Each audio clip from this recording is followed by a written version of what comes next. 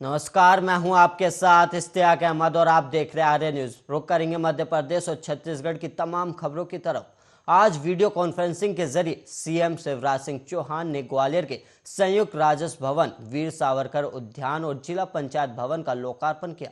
और इस दौरान सीएम शिवराज ने ट्वीट कर लिखा कि ग्वालियर वासियों, हम सब मिलकर साल में एक दिन ग्वालियर गौरव दिवस मनाएं और विकास को नई गति दें। और साथ ही आपको बता दें कि मुख्यमंत्री शिवराज सिंह चौहान ने आज मंगलवार को ग्वालियर को 74 करोड़ 95 लाख के विकास कार्यों की सौगात भी दी है। और मुख्यमंत्री ने नवीन जिला पंचायत के नवीन भवन, नवीन राजस्व भवन और वीर सावरकर सरोवर जीर्णोद्धार और म्यूजिकल फाउंटेन का भोपाल से वर्चुअल लोकार्पण किया। और इस दौरान केंद्रीय कृषि मंत्री नरेंद्र सिंह तोमर ने दिल्ली से वर्चुअल रूप से लोकार्पण समारोह की अध्यक्षता की। और वहीं केंद्रीय नागरिक उड्डयन मंत्री ज्योतिरादित्य सिंधिया ग्वालियर कलेक्ट्रेट सिरोल मार्ग पर बने नवीन जिला पंचायत भवन परिसर में आयोजित लोकार्पण समारोह में बतौर विशिष्ट अतिथि मौजूद रहे। और मुख्यमंत्री ने अपने संबोधन में कहा कि भारत की आज़ादी का अमृत काल चल रहा है और पीएम नरेंद्र मोदी के नेतृत्व में वैभवशाली, गौरवशाली, समृद्धि और शक्तिशाली भारत का निर्माण हो रहा है। और ये देश ही नहीं, ग्वालियर का भी स्वर्णिम काल है। और केंद्रीय मंत्री नरेंद्र सिंह तोमर, ज्योतिरादित्य सिंधिया सहित हम सभी ग्वालियर के विकास के लिए सतत पर्यटनशील हैं और हम संकल्पित हैं कि विकास की दौड़ में ग्वालियर कभी पीछे ना रह जाए और हमेशा नंबर 1 बना रहे। और ग्वालियर की अपनी संस्कृति और परंपरा है।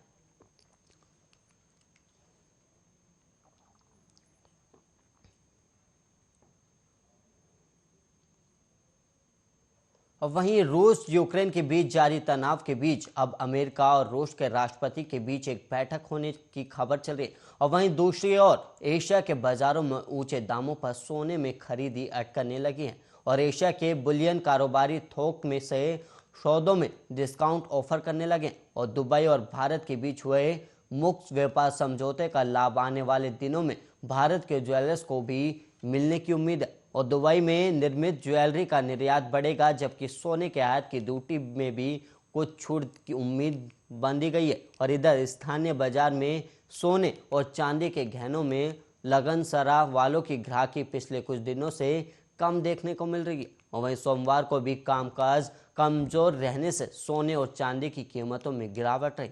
और वहीं इंदौर में सोना आंशिक टूटकर 50,850 रुपये प्रति 10 ग्राम और चांदी 325 रुपये घटकर 74,575 रुपये प्रति किलो रही।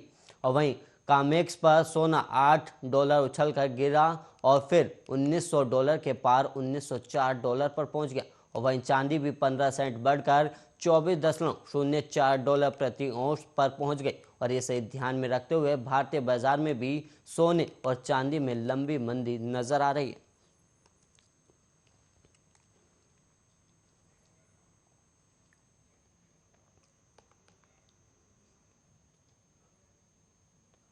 और वहीं शरीयत इस्लामी कोर्ट द्वारा दिए गए 3 तलाक के फैसले को एक मुस्लिम महिला ने याचिका दायर कर चुनौती दी है। और महिला ने कहा कि मैं हिंदुस्तान हूं, मुस्लिम वीमेन प्रोटेक्शन एक्ट 2019 में 3 तलाक देना एक अपराध है और मैं भारत देश के संविधान को मानती हूं।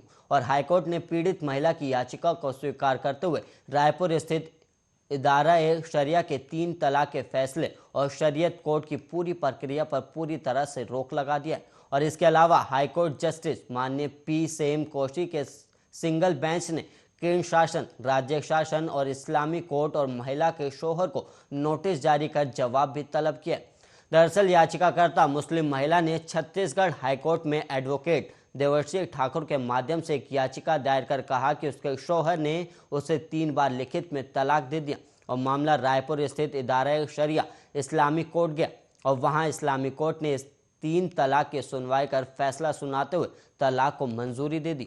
और वहीं प्रकरण के मुताबिक रायपुर के इदारा शरिया इस्लामी कोर्ट ने अपने फैसले में कहा था कि पति ने गवाहों की मौजूदगी में अपनी पत्नी को 3 तलाक दिया और 3 तलाक दिए जाने की तारीख से दोनों एक दूसरे के लिए हराम हो गए।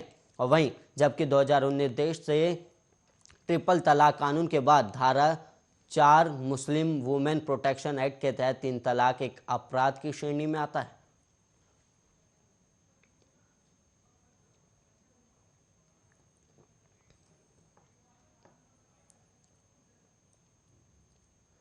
और वहीं रायपुर नारकोटिक सेल के नशे के खिलाफ बड़ी कार्रवाई की है और ब्राउन शुगर, प्रतिबंधित नशीली टैबलेट, गांजा और चरस के साथ 2 अंतर्राज्यीय तस्कर सहित 4 लोगों को गिरफ्तार किया गया। और वहीं आरोपित उड़ीसा से नशे का सामान लेकर आते थे और इसके बाद रायपुर में खपा रहे थे। और मुख्य आरोपित राजा तालाब निवासी तोकीर अहमद और बबलू है, जो हत्या के केस में भी जेल जा चुका है। और वहीं तोकीर उड़ीसा के अपने परिचित शेख महबूब और रवि नारायण दीप के साथ मिलकर नशीली टैबलेट, गांजा और तरस की सप्लाई करता था। और वहीं आपको बता दें कि मामले का राजफाश करते हुए आईजी आनंद छावड़ा ने बताया कि नशीली टैबलेट के सप्लाई और बढ़ते नशे की लगातार शिकायत मिल रही थी और पुलिस आए दिन आरोपियों को भी पकड़ रही थी और नशे की वजह से लगातार वारदातें भी हो रही थी। और इसे देखते हुए नारकोटिक सेल का गठन किया गया, जिसके बाद टीम ने नशे के बड़े तस्करों को पकड़ा और पुलिस महानिरीक्षक ने पूरी टीम को नगद 30,000 रुपये इनाम देने की भी घोषणा की। और साथ ही आपको बताते चलें कि उड़ीसा का शेख महबूब और रायपुर राजा तालाब निवासी तोकीर अहमद उर्फ बबलू रिश्तेदार हैं और ये दोनों लंबे समय से शहर में उड़ीसा के रवि नारायण दीप के साथ मिलकर रायपुर में नशीली टैबलेट, गांजा और चरस की तस्करी कर रहे थे। और राजा तालाब में पूरा माल इकट्ठा होता था और इसके बाद शहर के अलग अलग हिस्सों में छोटे छोटे तस्करों को ये माल बेचते थे।